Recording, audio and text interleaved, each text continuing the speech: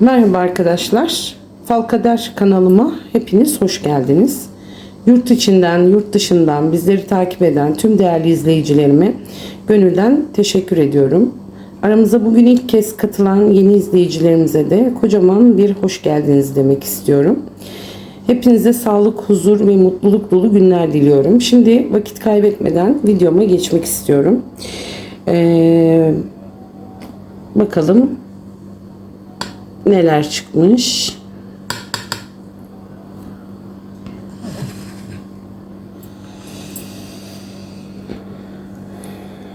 Şöyle bir öncelikle göz gezdirmek istiyorum arkadaşlar. Evet.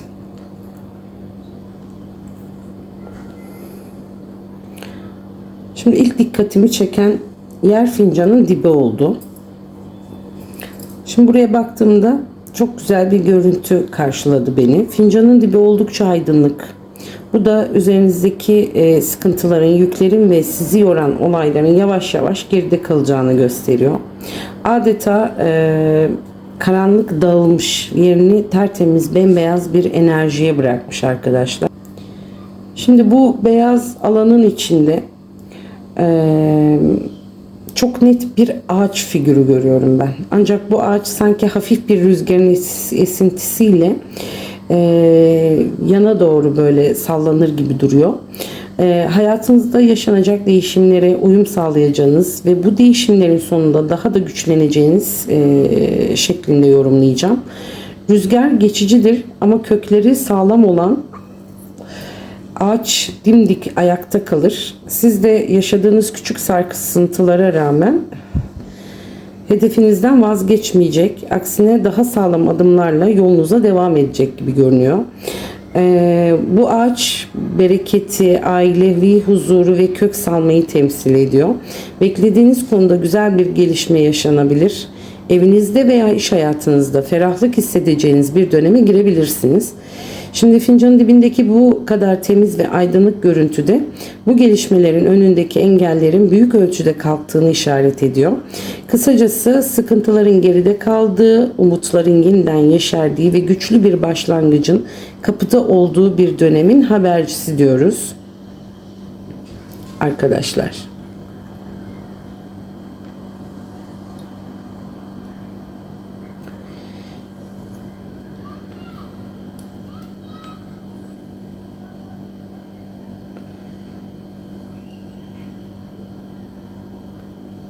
Şimdi buradan başlamak istiyorum. Sanki burada bir tank görüyorum ben. Sanki bayır yukarı ilerleyen bir tank bu. Kolay olmayan bir süreçten geçtiğinizi ya da geçeceğinizi, ancak tüm engellere rağmen karanlıkla yolunuza devam edeceğinizi simgeliyor. Tank güçtür, sağlamdır ve önüne çıkan engellerden kolay kolay etkilenmez. Bu nedenle bu figür azim, dayanıklılık ve mücadele gücü olarak yorumluyorum ben. Çünkü yokuş yukarı ilerliyor. Emek verilmesi gereken bir hedefe işaret ediyor. İlk etapta bazı zorluklar yaşansa bile sabırla ve istikrarla hareket edildiğinde başarıya ulaşma ihtimali oldukça güçlü görünüyor arkadaşlar. İş, eğitim veya kişisel hedefinizle ilgili konularda pes etmemeniz gerektiğini anlatan bir sembol olarak söylüyorum bunu. Tankın hemen yanında ise arkadaşlar, bakın şurada bir ok görüyorum ben. Bu okun doğrudan fincanın dip kısmını gösteriyor oluyor burada. Dip kısmı çoğu zaman temel meseleleri, iş dünyayı ve zamanla netleşecek önemli gelişmeleri simgeler. Tam bu noktada dikkatimizi çekiyor zaten bu ok. Yani hayatınızda köklü bir konu yakında açığa kavuşabilir ve sizi uzun zamandır meşgul eden bir mesele çözüm yoluna girebilir. Bu iki figürü birlikte yorumlarsam güçlü bir mücadeleden sonra doğru yöne ilerleyeceğinizi ve sabrınızın karşılığını alabileceğinizi düşünüyorum. Karşınıza çıkan işaretler hedefinize odaklanmanız ve kararlılığınızı korumanız gerektiğini vurguluyor bu arada arkadaşlar. Bu arada gökyüzünde uçan, tepede uçan çok belirgin bir kuş figürümüz de var burada. Bu büyük bir kuş. Aynı zamanda beyaz ve bulutsuz bir gökyüzünün içinde özgürce kanat çırpıyor. Bu görüntü gerçekten oldukça ferah ve olumlu bir enerji taşıyor. Fal yorumlarında kuş figürü genellikle müjdeli haberleri, sevindirici gelişmeleri ve beklenen bir mesajı simgeler. Kuşun gökyüzünde rahatça süzülmesi ise üzerinizdeki engellerin hafiflediğini, olayların sizin lehinize ilerlemeye başladığını gösterir. Sizi sevindirecek bir telefon, bir haber ya da bir davet ya da uzun zamandır beklediğiniz bir gelişme gündeme gelebilir diyoruz bu aşamada. Şimdi bembeyaz ve bulutsuz olması gökyüzünün arkadaşlar, belirsizliklerin dağılacağını, kafanızı kurcalayan konuların netleşeceğini ve içinize huzur verecek bir döneme gireceğinizi işaret ediyor. Adeta üzerinizdeki ağırlık kalkıyor ve yerini umut dolu bir enerjiye bırakıyor. Bu kuş aynı zamanda özgürlüğü ve yeni başlangıçları ve ufkun genişlemesini de temsil ettiği için hayatınızda sizi mutlu edecek yeni bir kapı açılabilir. Beklediğiniz bir fırsat karşınıza çıkabilir ya da uzak bir yerden gelecek güzel bir haber yüzünüzü güldürebilir diyebiliriz burada. Genel olarak fincanın en olumlu sembollerinden biri olarak karşımıza çıktı arkadaşlar.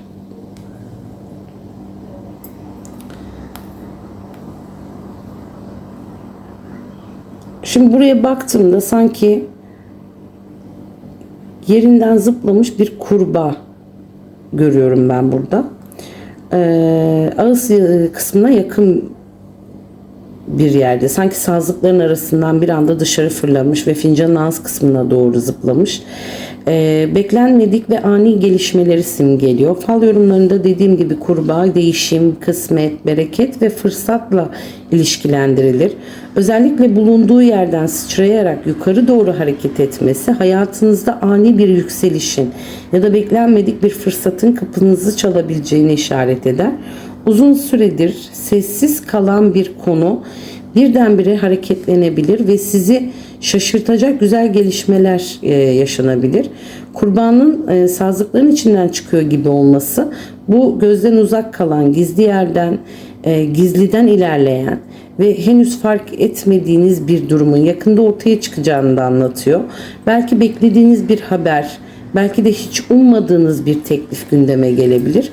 Üstelik fincanın ağız kısmına kadar ulaşmış olması bu gelişmelerin çok uzak bir zamanda değil, yakın bir süreçte etkisini göstereceğini düşünüyorum ben.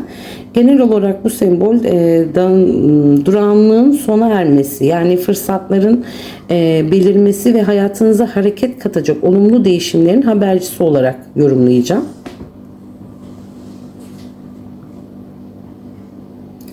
Yine buraya geldiğimde arkadaşlar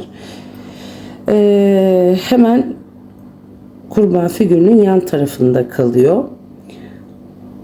Açık ve aydınlık bir yol var burada. Adeta ağaçların arasından, ormanın içinden çıkıp önünüze uzanıyor. Yani yolun bu kadar temiz ve ferah görünmesi önünüzdeki engellerin kalkmaya başladığını ve hedefinize daha rahat ilerlemenizi gösteriyor. Bakın burada aşağıda orman görüyorsunuz, ağaçlar. Bugüne kadar yaşanan karmaşayı, kafa karışıklığını veya zorlu süreçleri simgeliyor. Ancak bu ormanın içinden çıkan aydınlık yol bütün bu sıkıntıların ardından doğru yönü bulacağınıza ve daha huzurlu bir döneme gireceğinizi işaret ediyor. Şimdi bu yolun hemen yanında bakın şurada bir araç arkadaşlar bu. Sanki bir otomobili andırıyor ve dikkatimi çeken en önemli ayrıntı içinde bir kişinin bulunması. Bu da yakın zamanda yapılacak bir yolculuğu, önemli bir görüşmeyi ya da sizi bulunduğunuz noktadan başka bir yere taşıyacak bir gelişmeyi simgeliyor. Aracın dolu olması bu yolun yalnızca bir düşünce olarak kalmayacağını ve bir kişinin aktif rol alacağı somut bir gelişmeye dönüşebileceğini düşünüyorum. Bir araya getirdiğimde bu figürleri arkadaşlar, temiz bir yolun açılacağı, beklediğiniz bir hareketliliğin başlayacağı ve size yeni fırsatlar getirecek bir yolculuk ya da önemli bir buluşmanın gündeme gelebileceği mesajını verdi sanki. Genel enerji oldukça aydınlık ve olumlu bu arada.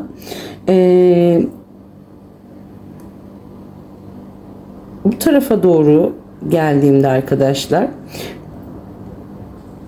karşılıklı oturmuş iki kişi var burada. İkisi de sanki bir şekilde birbirine dönmüş durumda ve en dikkat çekici ayrıntı ise ellerinin birleşmiş olması. El ele tutuşuyorlar yani. Aralarında güçlü bir bağ, bir güven ve bir iletişim enerjisi var. Karşılıklı oturan iki kişi önemli bir yüz yüze görüşmeyi, uzlaşmayı, anlaşmayı ya da kalpten kalbe yapılacak samimi bir konuşmayı simgeliyor. Ellerinin birleşmiş olması ise bu görüşmenin olumlu sonuçlanacağına, kırgınlık varsa barışmaya, mesafe varsa yakınlaşmaya ya da ortak bir konuda el sıkışmaya işaretleyebiliriz. Aynı zamanda karşılıklı destek vermeyi ve birlikte hareket etmeyi de anlatıyor. İş hayatında bir ortaklık, aile içinde bir dayanışma ya da duygusal anlamda güven veren bir kişinin güçlenmesi söz konusu olabilir. Eğer uzun zamandır konuşmayı beklediğiniz biri varsa arkadaşlar, olumlu kurulacak iletişimin hayırlı sonuçlar getireceğini düşünüyorum ben. Genel olarak bu sembol birlik, uyum, anlaşma ve sağlam bağları temsil eder. Fincandaki enerji oldukça sıcak ve olumlu görünüyor. Aranızdaki bağın güçleneceği, karşılıklı anlayışın artacağı ve gönüllerin birleşeceği güzel bir dönemin habercisi olarak yorumluyorum ben burayı.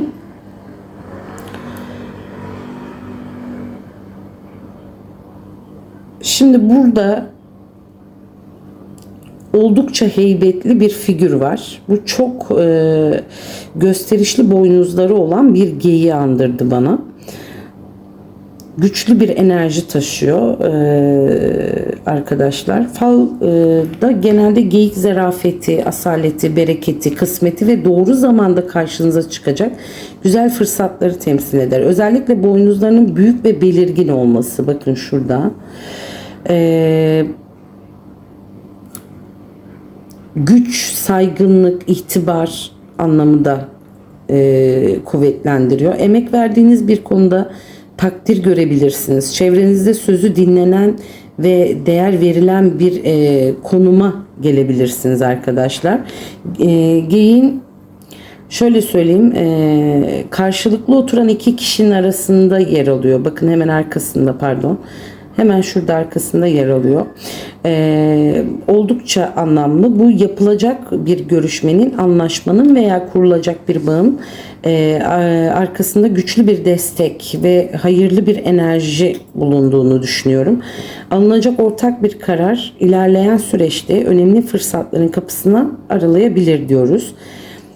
Aynı zamanda sabırlı olmanın ve doğru zamanı beklemenin karşılığını alacağınızı işaret ediyor. Acele etmeden atacağınız adımların size hem maddi hem de manevi anlamda güzel kazançlar getirme ihtimali yüksek gibi görünüyor burada. Bu sembol bolluğu, huzuru, güçlü destekleri ve hayatınıza değer katacak olumlu gelişmeleri simgeliyor. Hayırlı bir figür arkadaşlar. Burada aynı zamanda bakın şurada bir akrep de benim dikkatimi çekti. Üst kısmında. İlk bakışta bir enerji taşıyor. Fal yorumlarında arkadaşlar akrep genellikle dikkat edilmesi gereken durumları, gizli kalan konuları ve çevredeki bazı gelişmelerin gerçek niyetini anlamayı simgeler. Fincanın üst kısmında yer alıyor bu. Uzak bir zamanda değil, yakın bir süreçte gündeminize gelebileceğini düşündürüyor bana. Çevrenizde her zaman iyi niyetli görünse de düşüncelerinizi açıkça göstermeyen bir kişi olabilir. Bu nedenle özellikle önemli kararlar alırken acele etmemek, Her söylenene hemen güvenmemek ve olayları dikkatle değerlendirmekte fayda var diyorum.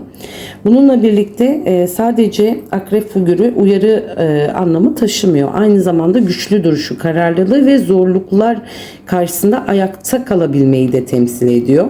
Siz bunu kendinize göre alacaksınız. Kolektif çünkü. Eğer mücadele ettiğiniz bir konu varsa sabırlı ve dikkatli davranmanız bu süreçte lehinize çevirebileceğinizi gösteriyor. Bu sembol olarak da yorumlayabiliriz bunu.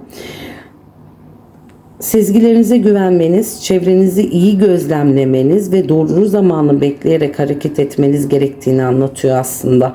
Böyle yaptığınızda hem olası yanlış anlaşılmalardan uzak durabilir hem de önünüze çıkacak fırsatları daha sağlıklı değerlendirebilirsiniz diyorum.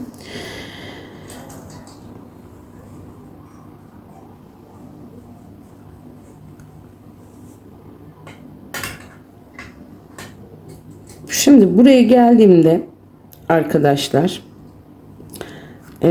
bu figürün hemen solunda kalıyor ve fincanın ağız kısmına doğru bir sürü uçan kuşlar var. Ama oldukça hareketli ve fincana ferah bir enerji katıyor. Fal yorumlarda kuş figürleri genellikle haberi, mesajları, beklenen gelişmeleri ve sevindirici iletişimleri simgeliyor. Birden fazla kuş var burada. Peş peşe gelecek haberleri, farklı kişilerle kurulacak görüşmeleri veya hareketli bir dönemi işaret ediyor bize. Özellikle kuşların akrep figürünün üzerinde bulunması da önemli. Bu kafanızı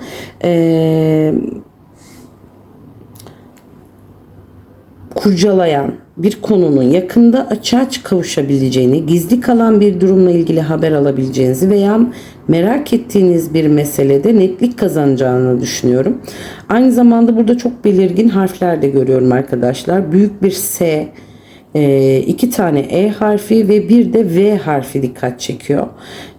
Fal harflerle bazen bir kişinin isminde, soyadında, bir yer adında ya da önemli bir kelimenin içinde karşınıza çıkabilir. Özellikle 2 adet E harfinin görülmesi bu harfin etkisini daha da güçlendiriyor. Burada resmen bakın 2 tane E harfi, V harfi ve bir de S harfi var ve kuşlar çok belirgin arkadaşlar burada da. S harfi sabır, sürpriz, sevinç veya isminin içinde S bulunan bir kişiyi simgeliyor. E harfi enerji, emek, eski bir konu veya isiminde E geçen bir kişiyi işaret ediyor. 2 kez çıkması bu kişinin ya da konunun önemini arttırıyor arkadaşlar. V harfi zafer, başarı, yeni bir döneme geçiş veya isminde V bulunan bir kişiyi temsil ediyor. Bu kuşlarla birlikte görülen bu harfler yakın zamanda iletişimlerin artacağını, önemli haberlerin alınacağını ve bu harflerle bağlantılı kişi ya da olayların hayatınızda etkili olabileceğini işaret ediyor. Genel enerji hareketli, aydınlık ve merak uyandırıcı aslında. Burada direkt de sev yazıyor. Sev, sev. Yani çok da güzel çıkmış. Fincanımızın içi bu arkadaşlar. Tabağımıza geçmek istiyorum.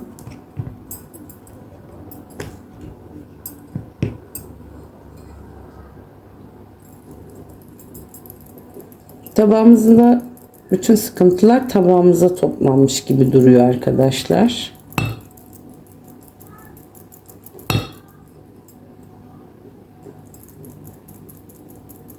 Ama onları da bir kenara attık.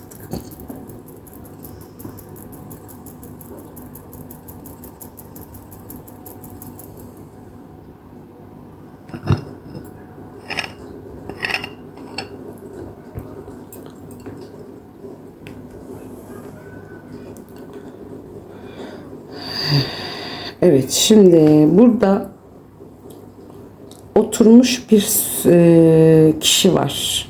Bu kişi güçlü yapılı, heybetli bir kişi bu. Duruşu kendinden emin ve sağlam görünüyor. Önünde ise sanki bir masa ya da çalışma masasına benzeyen bir figür var. Masanın başında oturan kişi önemli kararlar alan, sorumluluk taşıyan, sözü geçen veya otorite sahibi birini temsil ediyor. Arkadaşlar şurada bakın, görüyor musunuz? Bu kişi bir yönetici, işveren, resmi bir görevi ya da aile içinde ağırlığı olan biri olabilir. Güçlü yapısı da kararlı ve etkili bir karakter simgeliyor. Şimdi öndeki masa ise görüşmeleri, resmi işleri, evrakları, planlamaları ve önemli kararlarının alınacağı bir dönemi işaret ediyor. Yakın zamanda sizi ilgilendiren bir konu masaya yatırılabilir. Bir iş görüşmesi, resmi bir başvuru, imza gerektiren bir işlem ya da geleceğinizi etkileyecek önemli bir konuşma gündeme gelir. Bu figür sizi temsil ediyor ise emeklerinizin karşılığını alacağınız, daha sağlam ve güçlü adımlar atacağınız bir döneme girdiğinizi gösteriyor. Eğer başka bir kişiyi temsil ediyorsa hayatınızda etkili olacak güçlü birinden destek alabilirsiniz. Haber alabilirsiniz ve önemli bir teklif alabilirsiniz arkadaşlar. Güç, otorite, sağlam kararlar ve olumlu sonuçlanabilecek önemli görüşmelerin habercisi olarak dikkatimi çekti. Şimdi bu figürün hemen tepesinde yer alıyor. Bakın şuradan şuraya bir kobra yılanı gibi diyelim buna. Boğa yılanı diyelim. Yani bir yılan arkadaşlar. Dikkatli olunması gereken bir durumu simgeliyor. Çoğu zaman kıskançlık, gizli rekabet, dedikodu ve ya da niyetini açık etmeyen bir kişi işaret edebilir. Ancak burada önemli olan bu figürün tepede duruyor olması. Bu da yaşanabilecek bir durumu önceden fark etme ve tedbir alma şansınızın yüksek olduğunu gösteriyor. Şimdi diğer ucunda ise arkadaşlar masanın burada peş peşe duran iki küçük insan var. Minyatür figür gibi böyle. Görünmeleri bu kişilerin henüz etkisi tam ortaya çıkmamış olayları ya da sizi uzaktan takip eden iki kişi temsil ediyor olabilir. Bu konuşma bir konuşmaya tanıklık edebilir. Yani bir görüşmede yer alabilir ya da alınacak bir kararın içinde dolaylı olarak etkili olabilen kişiler olabilir bu. Şimdi bu kişileri, bu oturan kişiyi ve şu yılanı üçünü birlikte değerlendirirsem önemli bir görüşme veya karar sürecinde çevrenizde herkese aynı ölçüde güvenmemeniz gerektiğini mesajını alıyorum. Bununla birlikte sağduyunuzu koruduğunuz ve sezgilerinize kulak verdiğiniz sürece bu süreci başarıyla yönetebileceğinizi de düşünüyorum açıkçası. Genel olarak dikkatli davranıldığında güçlü ve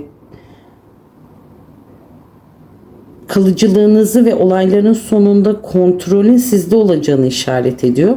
Bu nedenle acele karar vermeden her detayı değerlendirerek ilerlemeniz için hayırlı bir bölüm burası. Şimdi burada bir ayrıntı daha var arkadaşlar. Sanki bir insan bu yılanın başını tutmuş gibi duruyor. Bakın şurada başını tutmuş. Oldukça güçlü bir enerji bu. Yılanın başını kontrol etmesi ya da tutması karşılaşabilecek olumsuzlukların büyümeden önüne geçileceğini simgeliyor. Yani sizi zorlayabilecek bir durum, dedikodu, kıskançlık ya da gizli bir mesele varsa bile bunun kontrol altına alınacağını ve size zarar vermesine izin verilmeyeceğini gösteriyor. Aynı zamanda cesareti, aklı ve doğru zamanda doğru hamleyi yapmayı da temsil ediyor arkadaşlar. Hayatınızda sizi rahatsız eden bir konu varsa bunu çözecek güce sahip olduğunuzu ve olayların kontrolünü elinize alabileceğinizi anlatıyor burası. Karşınızda Kişi ne kadar güçlü görünürse görünsün, sonunda üstün gelen tarafın siz olacağına işaret ediyor. Güzel, hayırlı bir sembol bu. Olumlu bir sembol. Korkuların üzerine gitmek, gerçekleri ortaya çıkarmak ve zorlukları başarıyla aşmak şeklinde yorumlayabilirim ben bunu. Genel olarak oldukça güçlü ve koruyucu bir enerji taşıyor arkadaşlar. Ve burada fincanın en tepesinde burada bir silah görüyorum ben. Büyük bir silah bu. İlk bakışta sert bir görüntü verse de bunu daha çok güç, kararlılık ve mücadele enerjisi olarak değerlendirmek istiyorum. Bu kadar büyük görünmesi hayatınızda önemli bir mücadele verdiğiniz ya da yakında kararlılık göstermeniz gereken bir konunun öne çıkacağını anlatıyor. Uzun süredir sizi yoran bir mesele artık çözüme kavuşabilir ya da siz de hakkınızı savunacak cesareti kendinizde bulabilirsiniz. Şimdi belirgin şekilde görünüyor olması sözlerin ve alınacak kararların etkili olacağına işaret arkadaşlar. Bu dönemde ani tepkiler vermek yerine sakin ve bilinçli hareket etmek size daha fazla fayda sağlayacaktır. Gücünüzü öfkeyle değil, akıl ve sabırla kullanmanız gerektiğini hatırlatan bir semboldür bu. Güçlü duruşu, kendini korumayı, kararlı adımlar atmayı ve zorlukların karşısında pes etmemeyi de simgeliyor. Genelindeki aydınlık enerjiyle birlikte değerlendirirsek mücadeleden güçlenerek çıkacağınızı gösteren bir işaret olarak yorumlayabilirim ben bunu arkadaşlar. Evet, tabağımız da bu arkadaşlar. Evet, falımızı dediğim gibi bitirdik. Dilerim gördüğünüz güzel semboller, sağlık, huzur, bereket, güzel haberler ve hayırlı gelişmeler olarak en kısa zamanda hayatınıza yansır diyoruz. Unutmayın, fal yalnızca eğlence ve sembolik bir yorumdur. Asıl olan kendi kararlarınız, emekleriniz ve hayatınıza verdiğiniz yöndür arkadaşlar. Eğer yorumumu beğendiyseniz videomu beğenmeyi, kanalıma abone olmayı ve bildirim zilini açmayı unutmayın. Siz de fincanınızda gördüğünüz figürleri yorumlamamı isterseniz yorumlarda birlikte paylaşabilirsiniz benimle. Yurt içinde ve yurt dışında bizleri takip eden, izleyen tüm dostlarıma gönülden teşekkür ediyorum. Bir sonraki fal yorumumda yeniden buluşmak dileğiyle, sağlıkla, sevgiyle ve umutla kalın. Hoşça kalın diyorum.